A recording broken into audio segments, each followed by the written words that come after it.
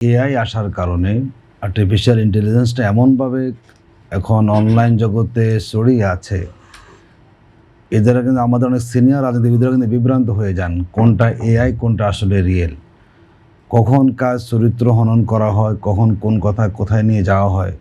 তার মানে আমাদের ব্যক্তিগত যে একটা প্রাইভেসির কথা আমরা বলি, দেখা যায় যদি কোনো কারণে ব্যক্তি একটু অসতর্ক হয়ে যান, সেখানে কিন্তু তিনি এই ধরনের গুজব অপতথ্যের এবং অসত্য তথ্যের তিনি সেখানে মুখোমুখি হয়ে যান।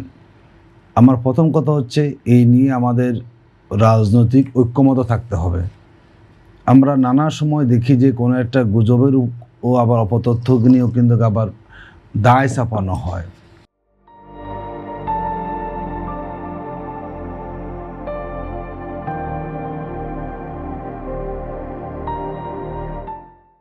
যদি আপনাকে খুব স্পষ্ট করে বলি, দেখুন এখন আমাদের গত 1-1.5 বছরে একটা কথা সবাই বলে, কি বলে যে অনলাইনে ব্যাপক বট বাহিনী আছে।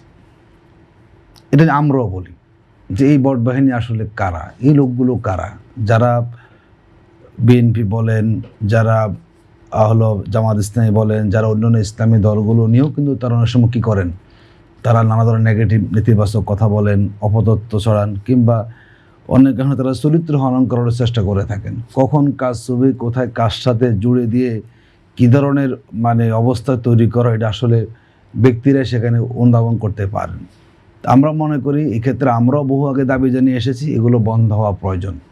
রাজনীতিতে দোষারোপ, কে এটা অমুক করে, এটা অন্যরা করছে, এই যে একটা আপনি যখন কাউকে ক্লেম দিয়ে দিবেন, তখন এর মধ্যে কিন্তু অন্য লোকগুলো সুযোগটা খোঁজার চেষ্টা করে থাকে।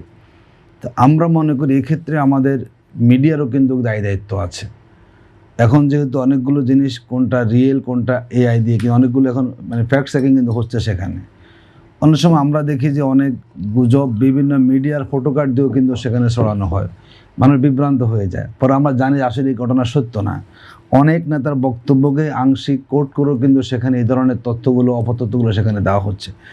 এক্ষেত্রে আমাদের রাজনীতিবিদদেরও দায়িত্বশীল যেরকম হতে হবে, আমি বলবো যে আমাদের গণমাধ্যমগতার জায়গা থেকে কোনো একটা তথ্য আসলে যাচাই বাছাই করা ছাড়া, কিংবা যেই তথ্য, যে ইনফরমেশান, যেই নিউজ যতটুকু গুরুত্ব পাওয়া দরকার, যদি তার থেকে আপনি আরও বেশি এটাকে গুরুত্ব দেন, তখনই কিন্তু এই জিনিসগুলো যারা করেন তারা আরও বেশি উৎসাহিত হওয়ার তারা সেখানে সুযোগ পেয়ে যান।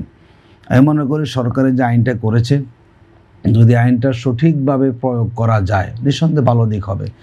আমরা দেখতে চাই না বাংলাদেশের রাজনীতিতে এই যে একটা কলুষিত করা, খারাপ দিকে নিয়ে যাওয়া, রাজনেতা নেত্রীদের যে চরিত্র হনন করার যে কালচার শুরু হয়েছে, এটি আসলে আমরা বাংলাদেশে কারো জন্য সুখকর নয়, এখান থেকে আমরা বেরিয়ে আসতে চাই।